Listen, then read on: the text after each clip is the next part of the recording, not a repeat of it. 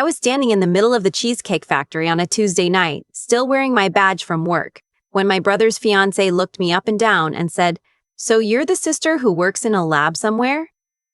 "That's sweet." She said it the way you'd compliment a child's drawing. My brother laughed. Not a nervous laugh. Not an apologetic laugh. A real one, warm and easy, like what she'd said was just obvious fact. I smiled. I picked up my water glass, and I thought about the $4,200 I'd transferred into his bank account 3 weeks earlier so he could cover his rent while he figured things out. That's the part nobody tells you about being the responsible one in a family like mine. It doesn't protect you from anything. It just makes you a better target. My name is Ivy. I'm 31 years old. I grew up in Dayton, Ohio, in a house where love was conditional and money was always the measure of it. My parents weren't cruel. They were just selective. My younger brother, Kyle, was selective. My younger brother, Kyle, was selected. I was not. Kyle was the charmer. The one who could talk his way into anything and out of everything. He got the car at 16. He got the car at 16. He got the college fund that covered most of his tuition. He got the benefit of the doubt every single time, even when doubt wasn't warranted. Our parents called it just how he is. Like his personality was a weather pattern nobody could be expected to control.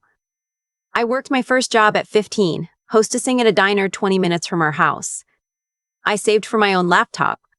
I applied for scholarships nobody else in my family knew existed. I put myself through a biochemistry degree at Ohio State, and then, at 25, I was accepted into a federal research position that I'm still not fully allowed to describe in detail at dinner parties.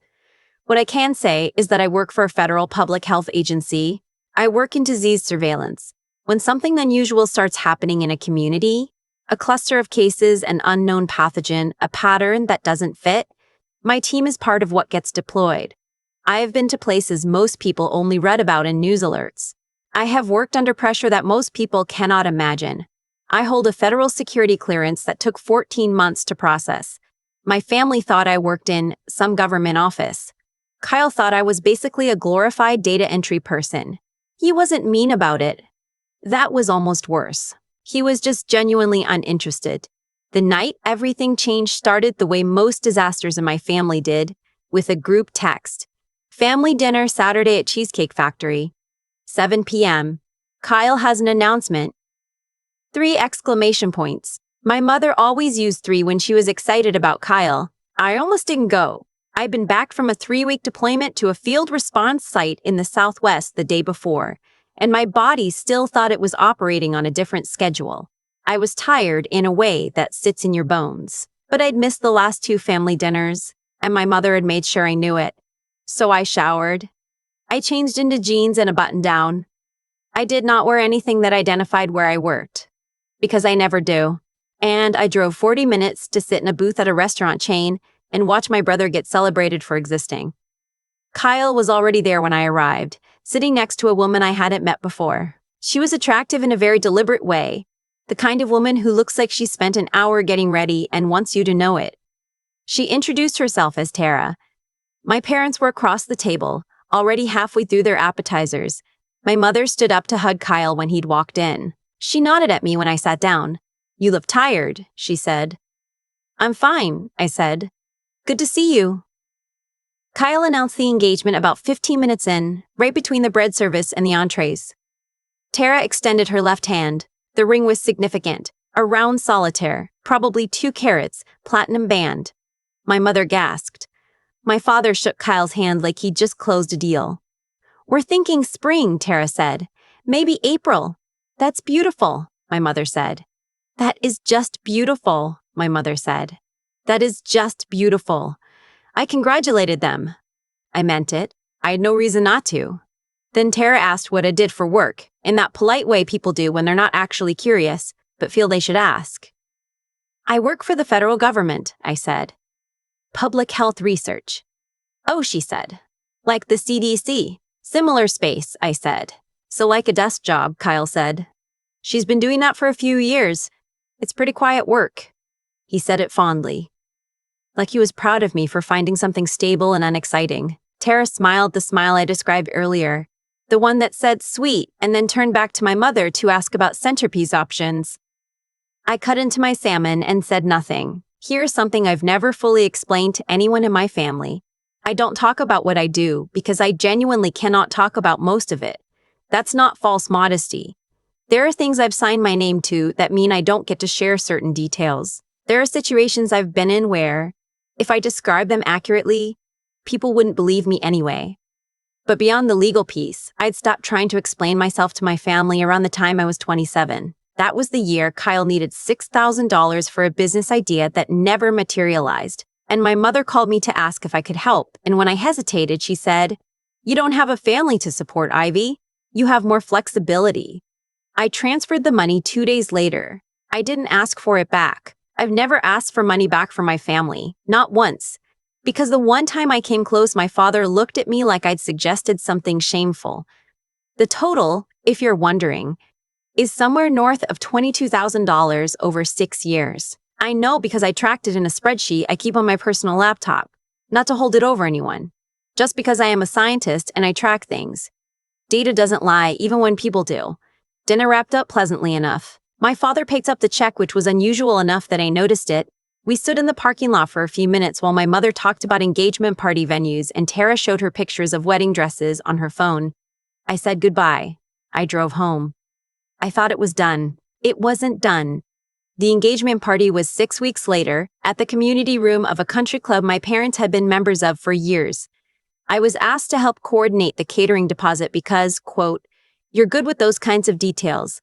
The deposit was $1,800. I paid it. I did not mention this to anyone because the alternative was a 40-minute phone call with my mother about how family helps family, and I didn't have the energy.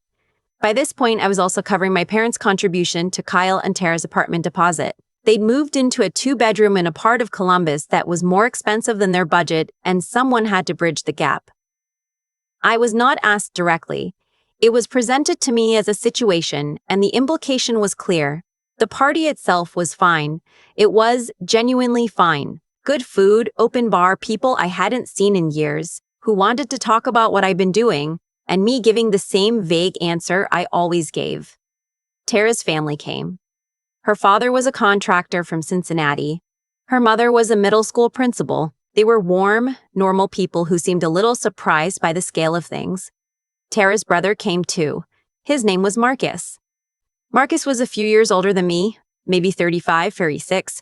He was tall, built in a way that suggested military without announcing it, and he carried himself with the particular stillness of someone trained to stay calm in chaotic situations.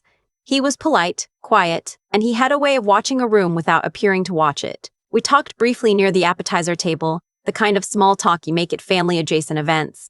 He asked what I did. I gave my usual answer. He looked at me for a second longer than expected. Which agency? It was a specific question. Not like the CDC? Not desk job? He asked which agency because he understood that the answer mattered. I told him. I didn't give details, but I told him the agency. Something shifted in his expression. He nodded once, slowly, and said, "That's serious work." "It can be," I said. He was called away by his mother before we could say much else. Over the next few weeks, Kyle and Tara's wedding planning escalated in the way that wedding planning does when one person in the couple has expensive taste and the other person doesn't know how to say no. The venue they wanted was $12,000 for a Saturday in April. The photographer they'd chosen was another $4,500. There was a florist, a band, a cake designer. My mother told me Kyle was a little stretched financially. I knew what was coming. The call happened on a Thursday night. My mother's voice was carefully casual, the way it always is when she wants something significant. She said Kyle and Tara had found their dream venue, and it was just slightly out of reach, and that if I could contribute even a portion, it would mean so much to the family. I sat on my couch in my apartment, still in my work clothes, and I thought about the spreadsheet. I thought about $22,000. I thought about the 3 weeks I'd spent at a field response site with 12-hour shifts and no days off, eating vending machine food and sleeping in a temporary housing unit, doing work that genuinely mattered. "Mom," I said, "I love Kyle, but I've been covering a lot of things for this family for a long time. I need to sit with this one." The silence on the other end of the phone had a texture to it. "I just thought," my mother said, "that since you don't have the expenses that Kyle does, I'll think about it, I said. I'll let you know. I didn't sleep well that night, not because I felt guilty, because I'd finally said a version of no, and it felt like standing at the edge of something I couldn't unstand at. The rehearsal dinner was at an Italian restaurant in downtown Columbus. Private room, long table, about 30 people. Kyle and Tara sat at the head. I sat near the middle, next to a cousin I liked, and across from Tara's maid of honor. Marcus sat at the other end of the table. Dinner was good. The toasts were warm. Kyle gave a speech about Tara that was genuinely touching. He was always good at that, at making people feel like the most important person in a room. It was one of the things I'd always admired about him, even when it frustrated me. Then Tara's maid of honor, a woman named Gwen who worked in marketing and had strong opinions about everything, leaned across the table and said to me brightly, "So Kyle tells me you work in government? That must be so interesting, all that bureaucracy." She laughed. "It has its moments," I said. "Tara says you're the quiet, behind-the-scenes type." She smiled. "Nothing wrong with that. Someone has to keep the lights on, right?" Kyle, who was half listening from 3 seats down, caught my eye and grinned. "She's being modest," he said. "She's very dedicated to her spreadsheets." The table laughed. Not meanly. Just the easy laugh of people who'd accepted a version of me that wasn't accurate. I looked down at my food. From the other end of the table, I felt more than saw Marcus watching.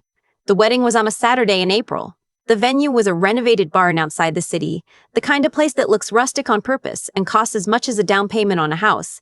It was beautiful. I'll give them that. I did not end up contributing to the venue. I called my mother back 2 days after our conversation and told her, clearly and calmly, that I'd been carrying a financial load for this family that I didn't think anyone fully understood, and that I wasn't able to contribute to the wedding costs. She cried. My father called me the next day and used the phrase disappointed twice. Kyle texted me a thumbs-up emoji and said he understood, which I think was genuine. But I was still there. Of course I was still there. He was my brother. I wore a navy dress. I sat in the ceremony, 4th row on the groom's side. I watched Kyle cry when Tara walked in. I cried a little too, because I loved my brother. I had always loved my brother, even when he frustrated me beyond reason. The reception was where things happened. It started at the cocktail hour. Tara's aunt, a woman who had consumed 2 champagnes faster than seemed advisable, found me near the charcuterie board and asked in a loud, friendly voice what I did for a living. "Federal public health," I said. "Like a nurse?"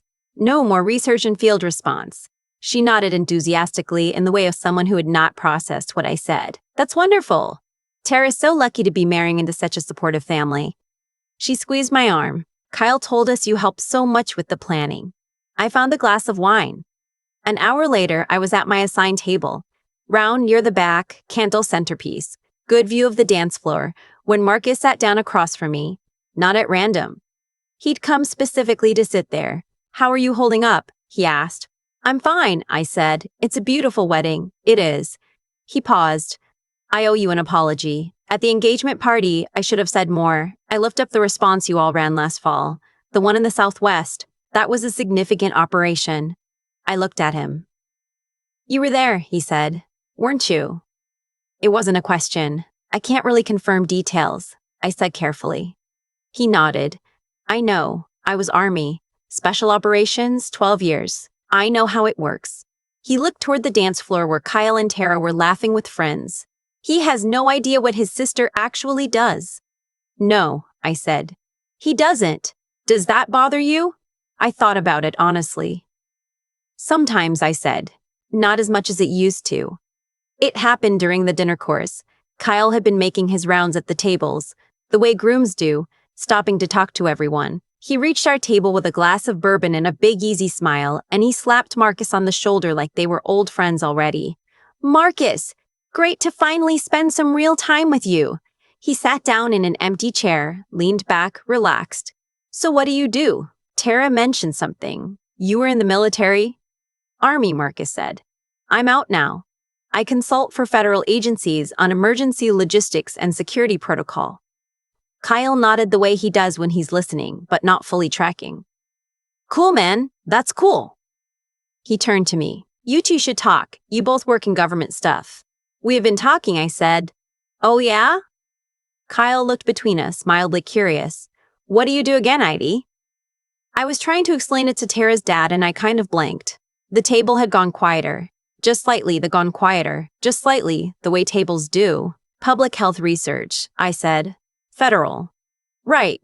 Kyle turned back to Marcus. She's always been the behind-the-scenes type. Super smart, but, modest about it. You'd never know to look at her. He laughed warmly. Marcus looked at it. You'd never know to look at her. He laughed warmly. Marcus looked at me.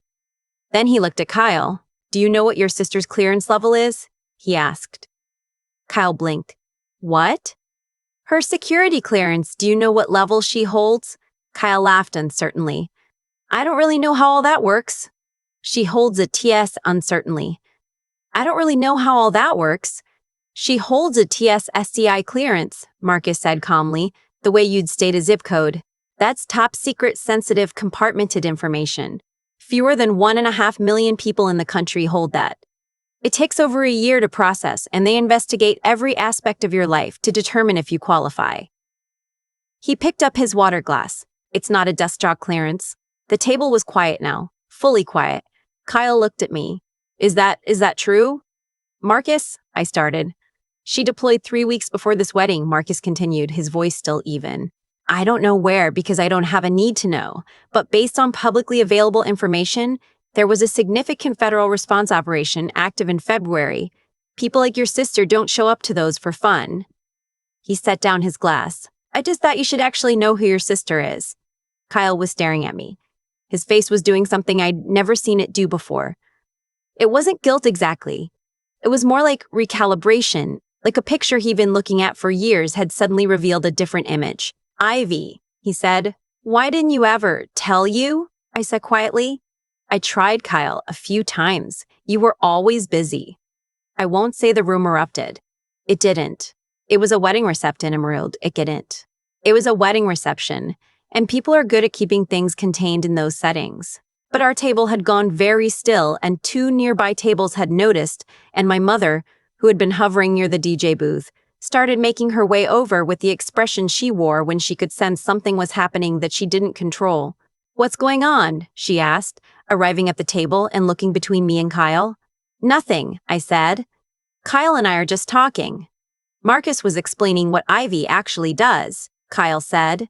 He still looked like someone had rearranged the furniture in a room he'd memorized. My mother looked at me with the expression I'd seen all my life. Slightly impatient, slightly defensive. We know what Ivy does. She's always been. Did you know about the clearance? Kyle asked her. She paused. Well, she works for the government, so, Mom. He looked at her, then at me. How much have you been giving her? The money. How much over the years? I felt something release in my chest. Not dramatically, just quietly, like a door that had been stuck finally swinging open an inch. That's not the time or place, I said. Ivy, it's your wedding night, Kyle. I mean that. He looked at me for a long moment. Then quietly, I didn't know. I know you didn't, I said. It's okay. It's not, though. Not entirely, I agreed. But it's your wedding, so go dance with your wife. He went. He looked back once, and then he went. Marcus sat back down across from me. He didn't say anything for a minute. We both watched the dance floor. I hope that was okay, he said eventually. What I said, I wasn't trying to cause a scene. I know, I said. I wasn't trying to cause a scene? I know, I said. Honestly, it was the first time in 6 years anyone in that family's orbit told the truth about me in a public setting. It felt strange. Not bad strange. He nodded. For what it's worth, the work you do matters. Genuinely. I know you can't talk about most of it, but the people who benefit from it don't even know to be grateful. That's the job, I said. Yeah, he said. It usually is. The rest of the night was quiet between me and my family. My mother found me near the end of the evening and said with some difficulty that she hadn't realized I'd been managing so much on my own. It was not a full apology, but it was the closest she'd come to one in my memory, and I took it for what it was. My father didn't say anything. He found me by the coat check, and he put his hand briefly on my shoulder and he held it there for a moment. That was his version. Kyle texted me at midnight while the reception was still going. He'd stepped outside, I assumed. I've been thinking about it wrong this whole time. I'm sorry, Ivy. Can we talk? Really talk? I typed back, yes. Call me when you're back from the honeymoon. He sent a heart. I drove home alone that night.